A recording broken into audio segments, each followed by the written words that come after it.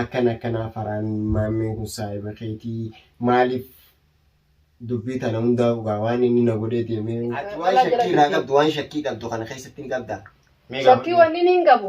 Maammeen Oromoo ni jijjiirame. Duraan halkan tabiraan eenyuun qaba asin qaba duba.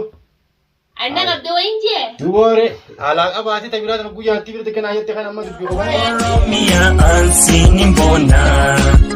Oromia biya sena. Oromia. Daawwattoota furdiftoota keenya assalaamu alaykum warahmatullaahi wabarakaatuh.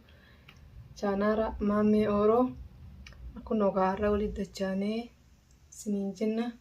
Maammee Oroo kun akkuma guyyaa dhiyoo gartansanii harka duubaan na hidhee na tumee na biraa kutee jechuudha. Inni na biraa kutee halkan tokkoo fi guyyaa tokkoon taa'ee jechuudha. Guyyaa sanii bas hedduu takkaa oowwaa wajji hedduu takkaa rakkadhee maaliif guyyaa sanii ijoolleen isin bira hin jirtu isaa wajji deemtee eegas booda bas mucaan guddaan na dhufeetu tujjaar na dhufee guyyaa lamadaa narraa hiiki jeeni narraa hiikuu daddafee mucaan akkasitti san booda kalaas geelonni geelota kiyya waamii jeeni akkasitti mucaan isaa waamee hogguu isaa waamee booda dhufanii narraa hiikanii hogguu narraa hiikan bas ga'anis hedduu takkaa naaree maaliifi akkuma hidha sanii na biraa kuttee ol deebi'ee na laallee jechuudha inni. Harma hidhee na biraa baafatee ol deebi'ee waan na laaliif jecha hedduu takkaa naaree maaliif namni ilma walirraa qabu namni ilmaan lama walirraa qabu akkasillee waliin godhu gochan taanee narra raawwatee jechuudha. Ilmaanii namni akkasini godha harka duuba hidhee tumee ammas dubbii sana hanga himtee uummata takka teessaa naan jee na biraa kutee laakiin akka inni na hidha sanii fi rabbiin lafatti nan dhiifnee akkasitti namni dhufee narraa hiikee jechuudha. Akkuma isin gartan sanii alaasan booda guunna narraa hiike booda waanii naaree jiru jecha alaasun geelonna nama lamaan sunii wajji qurxaa fudhannee tumnee ariinee jechuudha manarraa. Akkasii ariinee eenyummaan sunu mana galuun sunu naan taane ansilaa yeroo san keessa naa taate niin ajjeesa'u maaliif waaniin aaree jiru jecha hedduu takkaa naaree akka waan nama biraa alaa qabu akka waan nama biraa alatti abdatee akka waan dhala biraa alatti abdateetti na hidhee akkasii na biraa baafatee natti soliin deebinee achumaanii mana keessa guyyaa meeqataa jechuudha. Akkuma isin gartan sanii baalta gurraatti sanii guyyaa meeqataa jechuudha. Gochaan taa'ee narra raawwatee gocha namni jaartii ofirratti jaartii bira dabarree haadhan meeqa irratti raawwatee narra raawwatee saniifuu akkachi gabbee jiru bas oluu hin deebine jechuudha. Gaafas gaanutti hariinaan hin deebine jechuudha. Kun warrooti guyyaa meeqa ol hin deebine walleenuu kaayi dhalaa jala deddeemsan waa bira kutuu waa aaree ala bahuu akka labbeen kun ol hin deebine jechuudha.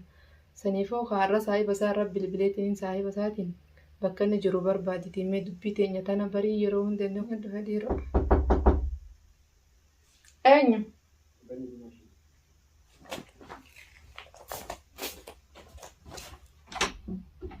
Assalamu alaikum. Waalaikum salaam. Akkam nagaa. Fayyaadha.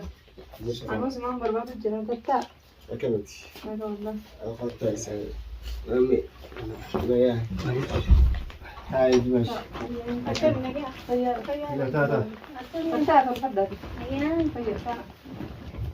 Maal jirtan? Wal jira wallah. Sirraa turreemi? Turre laa. Aadila inshallah takkalleenu akkuma dhufte dhumti. Tamam yaani silaa kanaan dura isoo aarri keessan asin ga'in. Assalamu alaikum warahmatullahi wabarakatuh. Daawwattootaa fi hordoftoota maammee Oroo. Argaa kun akkuma gartan sunitti uummata jaar dhalaa mana fidattee uleen manaa na baaftee mana kaatiin deemu jeetii murteeffadhee laakiin takkaallee waan akkana dhageenye hin beeknu jaartuma guu sokkite galchan malee dhiira guu sokkite galchan hin dhageenye leedaa dhiira sokkitullee hin dhageenye kuma tokkoffaadha. Nuuf dura yaani jaartiin ala bahuu roobee ala irra boyyuu. Akkasii kun karaan keenya kun balleessa keenya kun narra bilbilee awwa jaartiin kun akkana itti gaayitii maal naan jeegaa alaa qabeena fide meegaa waan na fideef hunduma keenyaa irraa mee irraa baranneessa irraa. Assalamu alaikum warahmatullahi wabarakatuh. Hordoftoota fi kabajamtoota maammee Oroo. Akkam nagaa fayyaa keessanii jirtanii nuti jirra rabbiif galannee haa ga'u alhamdulillah. Faraan ati bakka yuumatti mul'attaa'ee bakka yuuma argamtaa'ee jechuun keessan hafan hin qabu. Ilmaan Oromoo addunyaa tanarratti hordofaa jirtan marti keessanuu alhamdulillah. Ani bakka yuumatti argamaa maaltutu bakka yuutti akka argamtu si godhe yoo kanaan jettan taate. Innaa ani hedduu takka maaliif nama rakkatee roorroon namarratti yeroo deemtu roorroo san taa'ee ilaaluudhaaf keessattuu roorroo shamarranii hin danda'u ni beektanii. Akkam yeroo jettan maaltu jira jechuun keessa naafa hin qabu. Maammee fi dumaashintiyya wal dhabanii turanii wal dhabdee isaaniitiin maammeen bakka dumaashiin alatti ilmaan qabdi ilmaan fudhattee ala baatu yoon ani irraa gabbee wayya jeetuma gaa sirraas dhahee miidhaan finne dumaashii dhiifama hojii asumaan dura hordoftoota salaamame dumaashiitti deebinaa. Assalamu alaikum warahmatullahi wabarakatuh. Hordoftoota fi kabajamtoota eenyu gaagabaan maammeetu har'aan tan akkuma beektan gaannutis manguddummaa isaa dhumaan dhufite hin beeknu walumaan laallaan isin ta'a. Assalamu alaikum warahmatullahi wabarakatuh. Yoo gadi shumal kafun akkam jirtan hordoftoota fi kabajamtoota keenya har'aan tana akkuma agartan jechuudha nama hedduudhaan argamna kabaasti bishaanidha. Akkuma beekamutti hordoftoota fi kabajamtoota keenya isaanis qottaa Riyaana faayoo dumaashiidhaan walitti saayibummaa qabanii qottaa gaa dumaashii yoo lafaan ajjeetes isinirraa qabdanii jeetiin isaan furadhee dhufee maammes bakka jiru mana na bira dhufee akkana jeetis natti himee ture isa dura isoo inni ittiin dhufeen dumaashiin naaf bilbiltee akkana faraan maammeen kun saayiba keetii maaliif dubbii tana hundaa waan inni na godhee deemee an ilmaan facaaseetiin deemamoo haala jiru kana dhuftee nu jidduutti ni ilaaltaa naan jettiin maammee fi yaamee maammee amma mana kiyyarraa qabee waliin dhufe. Hordoftoota kiyyaa akkasi akkuma beekamutti gaa jaarsaa jaartii wal dhawan wal lolan isin galee haala ammaan tana deemu jiru ni agartan. Haalli amma deemu jiru maali yoo jettan haala daangaa heera Oromoo keessaa nama baasu heera daangaa jaarsaa jaartummaarraa nama baasu hoolirra deemu jiru. Rabbi nageen waa godhuu qabbana rabbi nu haa buusu inshaallahu ta'ala asumaan gaa dhibdee dumaashii teenya qaalii fi maammee jidduutti waan taa'ame walumaan isaanirraa hubannu ta'a. Hordoftootaa fi kabajamtoota keenya asumaan hanga dhumaatti nu faana turan affeerraa teenya dumaashii waan takka waan maammee fi ati wal dhabdee keessanirraa nuufis ta'ee hordoftootaafis ibsa godhime. Maammeen kun beektaan dalaga tokkummaatti deddeema. Bas ogguu deemas manatti hin galu duraan ogguu gabbee oggusuma ol deema jechuudha haalaan turu. Amma deematuma guyyaa meeqa ala bulee halkan meeqa ala buleetu halas. Haala buleeti? Isoo wal dhabdeen siifisa jidduun jirre moo? Bas inni wal dhabbiinis nima jira osoo wal dhabbiin hin jirres nima deeme. Deemetuma bas guyyaa sadifaa halkan sadifaa ala bulee dhufa jechuudha ala olee bulee guu atiraan isa jeelte. Mana deebee mana rafee ammas guu atiraan irraa dhumte. Bakka duraan deemsanii deema jechuudha. Duraan amala kanan qabu bas guyyama keessa fidatee duraan bakka takka dhaqees bilbilee bakka kanaatiin jiran yaadina jee galgalaan gala jechuudha. Amma san hundaa'u irraa dhabne jechuudha inni jijjiirame. Hin beekne wallaa karanni deemu jiru sanumarratti wal dhabne jechuudha naaf inni. Malee mi'aameenyi biraa wayim roorroon biraa ta'e innis irratti ofeessi dhahee wanni kun ni jira? Sunis nima jira. Dhahichi? Dhahichinis ni jira. Dhahichi bira dabareetti harka duubaan na hidhee na tumee hidharratti na dhiisee na biraa fute jechuudha. Halkan tokkoo fi guyyaa tokko hidhaa oolee akkasitti ijoolleen isa wajji haateensaa ijoollee sin garree akkasitti taa'ee jechuudha guyyaa tokkoo fi halkan tokko taa'ee mucaan guddaan tujjaarnaa dhufee narraa hiiku dadhabee bas ijoollee takkaanatti waamee geelota kiyya nama waamee isaan lamaa sun irraa hiikanii hogguu narraa hiikan booda isa bas lolleen alatti bahee jechuudha. Eegas booda nuun deebinee ogun har'a fiddanii dhuftan malee. Akkuma beekamutti hordoftootaa fi kabajamtoota keenya hidhaan tun akkuma itti fuftee jirti. Ani ganda kana hidhaan ni jirti jeetu iyyaanne ni dhageenii jeetu iyyaanne hidhaa kana. Hidhaan magaalaa guutuu keessa facaatee jirti. Awwa ibidda kana rabbi nurraa dhaamsu. Laan beene walaa waan dhiirta kanatti dhalaa roorreestuu dhalaan tun cinqatuma jirti. Yaa dhiirti tun ni bar rabbumaan khayrii nu haa godhu hunduma keenyaa'u wanni jira maali yoo jette shayxaanumatu deemu jira malee namni beekee maal jee deemu jiru miti. Shaytaan kan bar yeroo tokko takka ofirraa naaru. Dhugaadha abbaanis firraa harkuu qaba firraa na'u qaba asumaan gaamaame ati qoy wanni dumashin jettu kun hangam takka dhugaadha hangam takka ati waan kana eegaa akkuma beekamutti maame maaltu jira mee ati waan kana keessatti waan mirraa quba qabdu takka takka nuufistee hordoftoofis ibsa godhime. Egaa dhugaa keessanii anammoo waa'ee kanaa hundee jiha takka irraa wanga ummoo waan isin hojjettu kana hunda takkaati isin lolleeniin takkaan isin tumne jaalalmaan bobbee dalagaa irra galu jira ilmaan kiyyaa fi isii dutti jaalal deemu malee takkaa waan lolaa kan dhageenya malee gaddumaan ogguun alaa dhufu galaa malee ala gabbaatee ala deddeemtee ala bultee ooltee dhuftu hin jirtu takkaati saalan bulleen. Yaa booddu bisaa tan hunda saddaqina danni jechuun Inni kun fakkeenyaaf akkanumatti namarra ni qaare. Laa waan kana hunda ammayyaa. Dinkaa obyaa hajjaa malee daa. Laa waan kana hunda amma an dalagaa hin deemame. Dalagaan dhiira guddaa. Dalagaa duuba guyyaa dalagaa maal kan dalagaa yaani agguu jettan. Obsi ati dubaashiti yaa butaka. Dalagaan biyya namaatu hin beekadhu taakanii jeetta guyyaa jira waa hedduu jedhamee ganama qofatti yoo yanne beektee murteeffachuu hin dandeenye.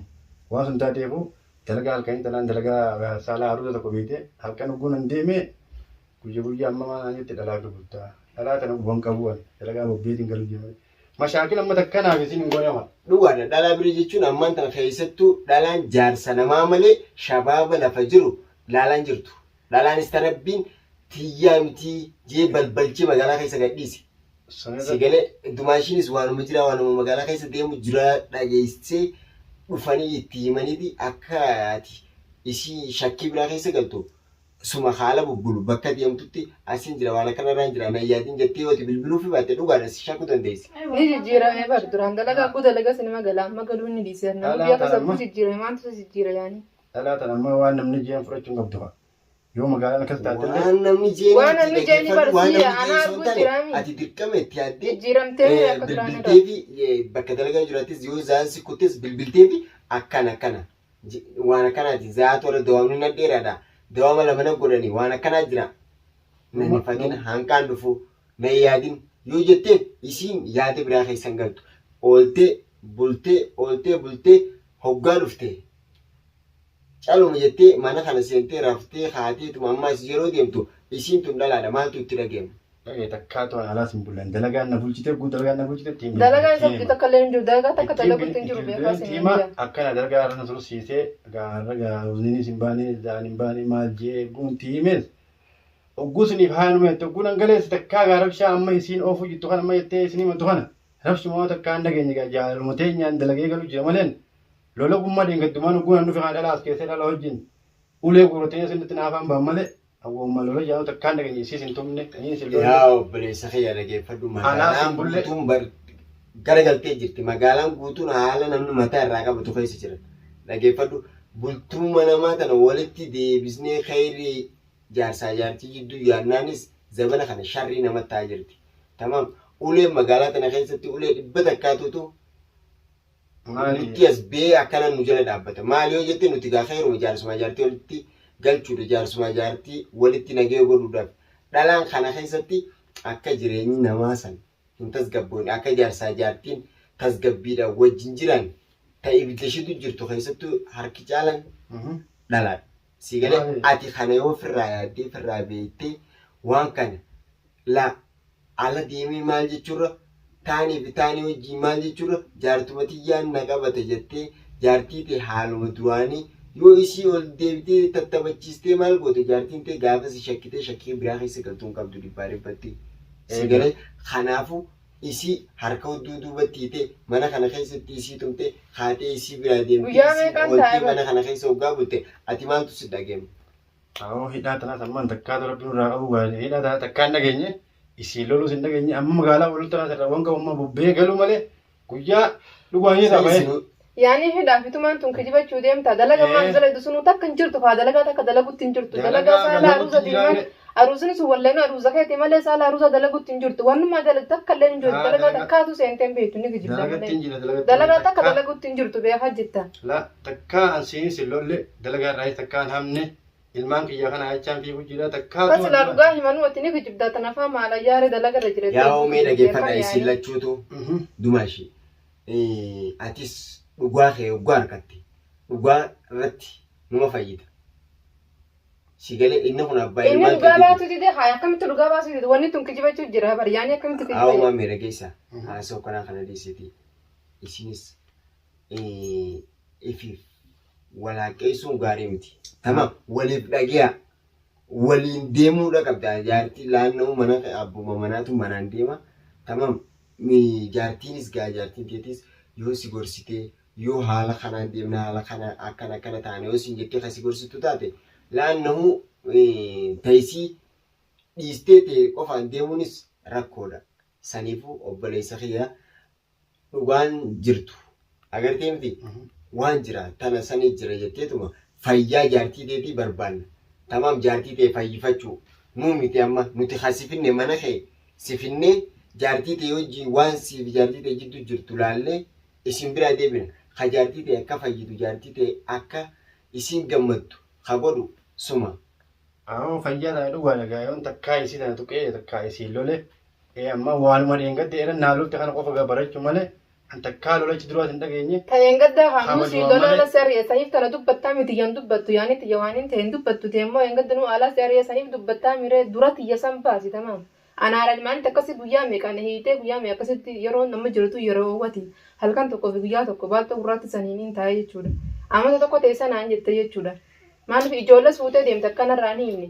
Osoo mucaan guddaan tujjaar dhufee tujjaanarraa hiikuu dadhabeeti geelota kiyya waamee geelonni kiyyanarraa hiika jechuudha. Namni ilmaan lama wajji qabu namni ilmaan dhiisite namnummaan qorii takka wajji nyaate akkas wanni godha gocha namni namarratti raawwane narra raawwate jechuudha maamee yeroo amma dubbiin inni jettu tun guututti kijiba hoo dhalaa biraa dhugaan alaa qabaate malee kalaas dubbiin siyaasa isaa hin dhumtu jechuudha. Namni kun akkanumatti khilafaa kee haa kijibuus hin jiru beektaa.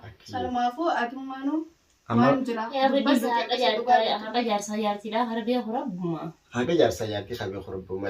Kabee kuma rabbuma laakiin gaa ogguu amma dubbii tana ogguu ni dhoyse akkam jechuudha gaa yaani wanni sun jirtu ogguu jee dhoyse. Amma waan maaliif deema yaani? Waan hidhaatii fi waan tumaa jaantan takka raawwan gammaa dheengadda an dalagaa irraa dhufe. Dalagaan tan dalagaan jirtu. Kunoo dhaluma ulee gurrattee ulaa tarra teessa gurrattee dhalaan bilaash lafaa kaatee isii wajjin sittiin fiitu. Waan takka garte malee dhugaadha.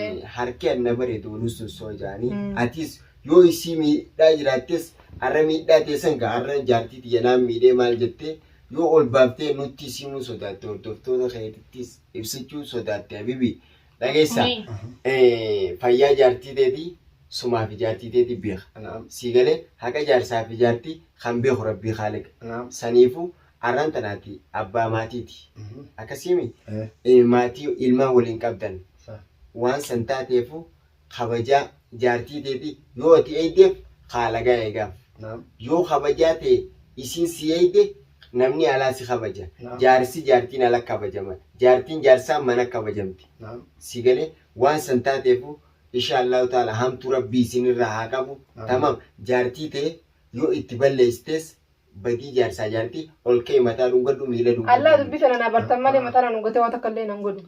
Dubbii sana dura haa himunni hanganne himutti takka ammoo akkanumatti kaalan hojii deemtan malee. Olola dhalaan tiimte ganda keessaa funaanteetuma akkana ulee. Olollee karreen an deemu tokko dalagaa deemana kiyya bobbee gal isa ganda keessa deemee armalaalaan ganda keessa deemu malee anaa miti isa. Ati waan shakkii irraa qabdu waan shakkii qabdu kana keessatti hin qabdaa. Shakkii wanni hin qabu. Maammeen Oromoo ni jijjiirame. Duraan halkan tokko alam bulu dalagaan inni jiru takka illee hin jirtu. Dalagaa saala aruusati balagalaan jiru sun yaada isaa walleenuu taana booda aruusa godhadhee maal jechuu yaada isaa nuu himu jira malee saalaan aruusaa kan inni dalagu sin jiru dalagaa inni dalagu jiru sin jirtu manuma ta'u jiraan naat dalagee itti fiddaa maammeen Oromoo takkaatu hin dalagne dalagaan dalagu jiru walleenuu ta biraati. Oo gabdee biyaa hanguma deemu san oo fakkeenya hanaan bira dhaqee zaasa deemuree gahu dhufuttiin jiran yaadina jeenu bilbilli ture ammatamee hojii jirra jechuudha. Guyyaa keessa jijjiiramee guyyaa sadii halkan sadii sorbaan faa taa'ee mana galuu maantu fide ammas kan gadda akkasiin na tumee hidhamu hunda haqa kana dhoysuu maantu fide wilii dantaa isitti hin qabu jechuudhaaf dhoysee mi akkuma dhoysa sanitti haa baafatu maasalaama anaaf inni halas waan walitti deemu takka laa akkasii jiin dhaggeeffadhu waan jirtu laalleetuma anaafi kunoo duba inni bu'aa kana baasu dide akkam jechuudha yaani لا dirqama isinis laalafamee waan kana namni kun maalirra dhaabbateetu waan kana hundaa'u. Amma misaala biyya tokko faala laallafaa kaatee akkanuma dhiira tokko hin shakkitu. Jaarsibsii tokko yaani yoo mana wajjin keessa jiraatte amma amala duraan qabsu yoo hojii jiraatu ta'e shakkuu waan jiraati. Maaliifi jaarsa yoo maateeti bakka duraan irraa irratee maaliif bakka duraanii naadabee jechuun waan uuma jiraati. Irti takka abadan garteemi yoo waa alaaqa baatte malee yaani mana keessa deebitee wanni illee gootu yoo alaaqa baatte malee yaani bilaasha alamuun hin jiru gaa jechuun dalagaa halkanii kan dhageenyere dalagaa halkanii hin jiru jechuudha dalagaa guyyaadha dalagattee halkan hin dalaytu. Waa alaaqa baatte tabiraa eenyuun qaba isin qabatu Anda qabde wayin jee. Duboore alaaqa baatte tabiraa tan guyyaatti birte kana ayyatte kan amma dubbii qaba. Guyyaatti biratti takka abada yooni fi waala kaayyate malee bilaash mana saarraa yaadatan jiru. Siin qabaayee maaliin qabaayee. Duboo alaaqa boggummaa itti La amma dubbiin tun siin jechuun dhala dhoorris walummaan fidee waan jirtu. La dubbiin tun amma siin ilmaan mana keessaa qaddimi dhugaa isii gartee yaani dhugaadha yaani jechuun ana akkasuma jechuudhaaf illee. La fakkeenya kee godhatte moo maal namni siroo isa jira. Duboore amma waan kana hundi isiin goonee jeetii ni mujjiraami. Yeroo takka caranaafanii ati isitti deebitee yaade isirra deeffachuu isoo hin taane nama dirqama waan jira hordoftootaaf himuudha qabda maame.